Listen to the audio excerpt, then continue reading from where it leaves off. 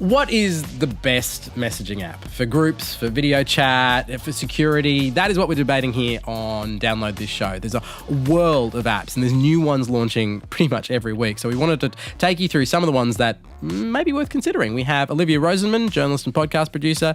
We have Daniel Van Boom from CNET.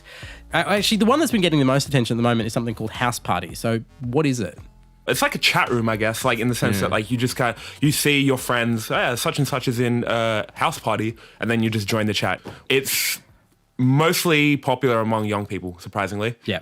I just got bought by Epic Games, who are the people behind Fortnite, the big game as well, Olivia.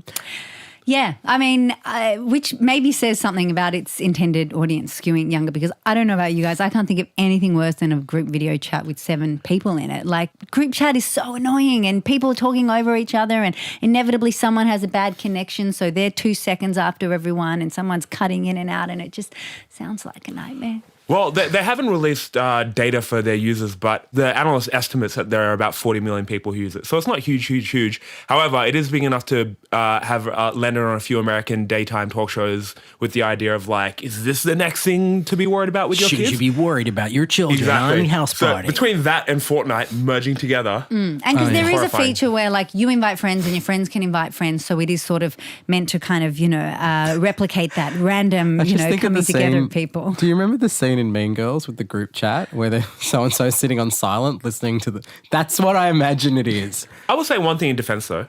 For what I understand, I think part of the reason why psychologists and such say social media is bad for kids is because they communicate through text exclusively. They don't learn like empathy and things like that. They say mean things. They don't see the other kids like face crunch up in devastation.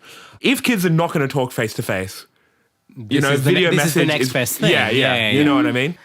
Video chatting does return a degree of empathy. There was a fascinating story that did the rounds a couple of weeks ago where they were talking about a bit of software built into video chat that will move your irises in the return vision, so it looks like you're staring down the barrel, even though all of us are always looking slightly off camera because of the camera placement. I was like, that is both genius and super creepy. I agree. It's definitely better than texting. Although I would argue I'm not sure if those benefits extend to a group chat where you've got 7 tiny faces on your phone. Like, I think just the potential for distraction there is probably worse. I mean, and there is still something, it is great seeing a face. I sometimes feel like I can have more intimate conversations with just voice. Yeah, I agree, because like you focus on what you're saying as opposed to like me pretending like I'm looking down the barrel of the camera. Yeah, or then ultimately just checking yourself out as well, which is a thing that happens especially when you're talking to kids. If I had your hair, I would also be checking myself.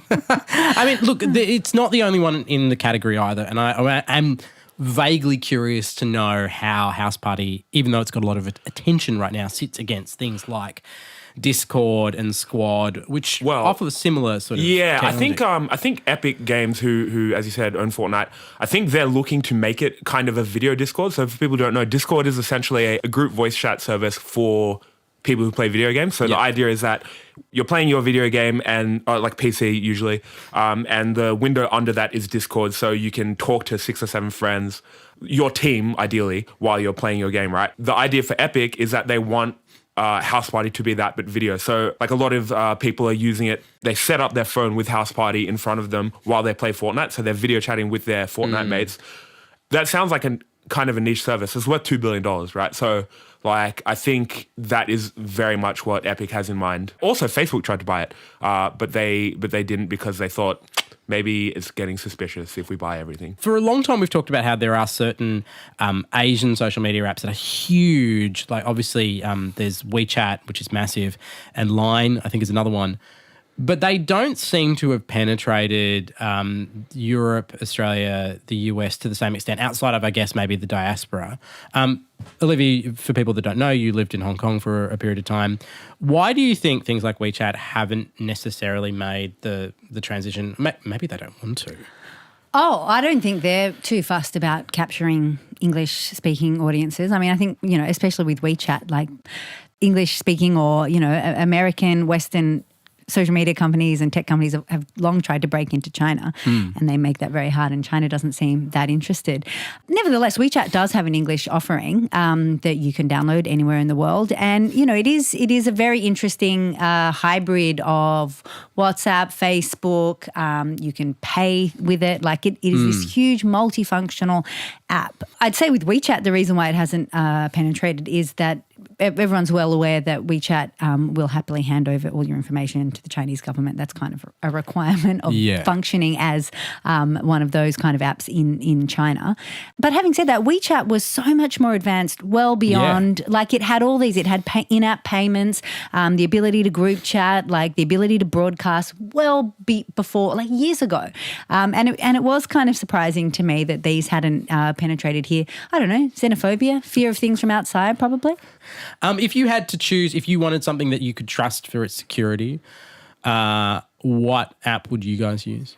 Well, I do have a chat with a group of friends who actually live in China and other places that uses Signal. Yep, Signal. Which I think is good. It's pretty user-friendly and I think it's quite secure. I mean, WhatsApp is encrypted, which is already better than text message, right? So you're doing better there. But yeah, Signal is the main one that I use.